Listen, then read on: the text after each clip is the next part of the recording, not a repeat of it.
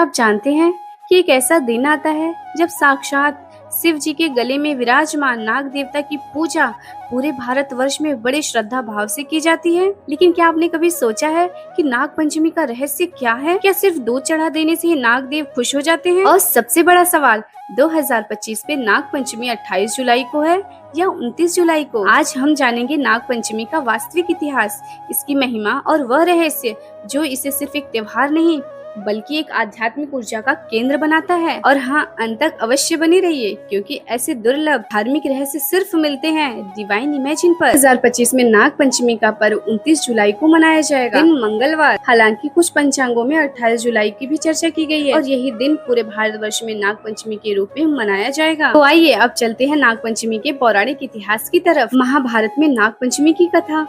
महाभारत के आदि पर्व में वर्णित है कि जनमेजय ने अपने पिता राजा परीक्षित की मृत्यु का बदला लेने के लिए सर्प यज्ञ किया था, जिसमें समस्त नाग वंश को जलाने की योजना थी। लेकिन जैसे ही तक्षक नाग अग्नि में गिरने वाला था, उस समय एक ब्राह्मण बालक आस्तिक मुनि ने यज्ञ को रोक दिया। आस्तिक के ज्ञान और तप से प्रभावित होकर जनमेजय ने यज्ञ रोक दिया और नागों का विनाश टल गया।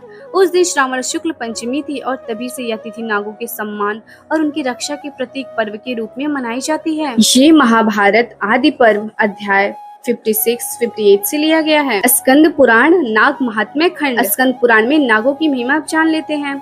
स्कंद पुराण के अनुसार नाग पंचमी के दिन नागों की पूजा करने से कुंडली में काल सर्प दोष का प्रभाव कम हो जाता है। इस दिन नाग देवता को कच्चा दूध, चावल, दुर्वा और चंदन अर्पित करने से जीवन के संकट टलते हैं और आयु, संतान और धन की प्राप्ति होती है। पद्म पुराण सृष्टि खंड।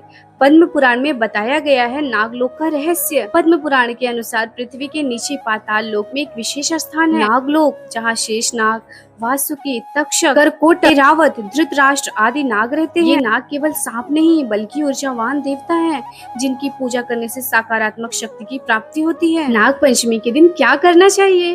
तो आइए जान लेते हैं। सर्प चित्र या नाग मंदिर में दूध अर्पित करें। ओम नमः शिवाय या ओम नाग देवाय नमः का जाप करें। शिवलिंग पर जल चढ़ाकर नागों के प्रतीक रूप में शिव की आराधना करें। इस दिन हल न चलाएं या जमीन खुदाई न करें, ऐसा करना नागों को कष्ट देने जैसा माना जाता है। कच्चे दूध, तिल, शहद और फूल अर्पित करें या अपने सामर्थ्यानुसार। तो आइए अब जान लेते हैं नाग देवता कौन है। भारत के प्राचीन ग्रंथों में 9 प्रमुख नागों का वर्णन आता है, जिन्हें नव नाग कहा जाता है।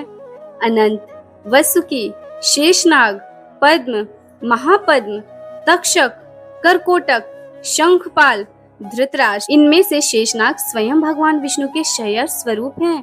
तक्षक वही नाग है जिन्होंने राजा परीक्षित को डसा था।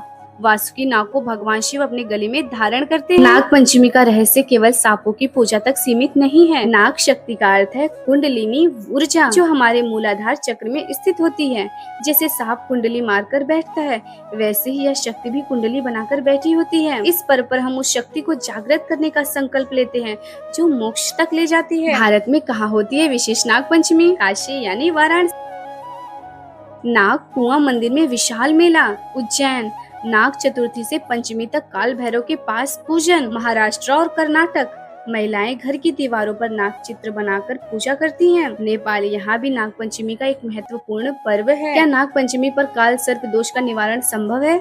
जी हाँ, नाग पंचमी को काल सर्प योग और दोष के निवारण का सबसे उत्तम दिन माना गया है। जो जातक इस दिन विशेष पूजा करता है, उन्हें शनि, राहु और केतु के प्रभाव से राहत मिलती है। विशेषतः त्र्यंबकेश्वर, नासिक और उज्जैन महाकालेश्वर में हजारों लोग काल सर्प दोष की पूजा करवाते हैं। तो अब जब आप जान चुके हैं कि नाग पंचमी का सही तिथि क्या है और आपने जान लिया कि इस पर्व का आध्यात्मिक रहस्य, पौराणिक कथाएं और देवी देवताओं से जुड़ा हुआ इसका दिव्य महत्व, तो इस बार नाग पंचमी सिर्फ एक परंपरा नहीं बल्कि एक शक्तिशाली साधन बनाइए। ऐसी ही दिव्य और प्रामाणिक जानकारी से भरी वीडियो आपको मिलते रहेंगे सिर्फ और सिर्फ डिवाइन इमेजिन पर। अब कमेंट करके बताइए, क्या आपने कभी नाग पंचमी पर कोई विशेष चमत्कार अनुभव किया है? और इस वीडियो को शेयर करें उन सभी के साथ जो श्रद्धा से जुड़ना चाहते हैं। लाइक करें, सब्सक्राइब करें और बेल आइकन जरूर दबाएं। हर हर महादेव, जय स्वामी।